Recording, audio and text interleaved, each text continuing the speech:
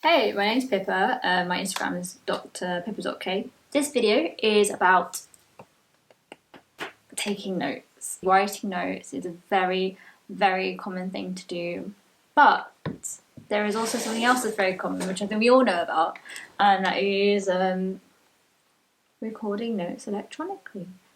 But the twist is, for me at least, I'm gonna go over briefly about the way that I used to do notes, and that worked really well for me. The point of me writing my notes down, if I was going to write any notes down at all, was just to get to the end point, and the end point is learning the content and active recall of the content, where you learn the topic and you are able to answer questions about it and use your own brain to answer those questions out loud,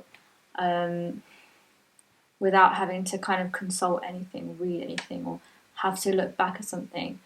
So using active recall is literally the best way that you can learn anything. I'll go over what I do. If I get a topic, I will read through the topic, read it like a book, and I'll get what I get from it. I won't be actively narrowing down, trying to figure out every single sentence and word about it. No. After I've done that, I will now have context. I will now understand the passage. I will look at understanding. If there's any points that I didn't really get, I'll go back to them, reread them, making sure that I understand each part of it. Then I can start to summarize. I'll write a summary of the topic that I'm doing in bullet points and paragraphs, whatever's necessary for me. Write those summaries from your memory and then refer back to fill in the gap. That is really good. Once you've done a summary, if you want to go that extra mile, you start doing background research, reading what those words that you don't quite know are. If you can do that for kind of the whole topic, it means you won't have any gaps. But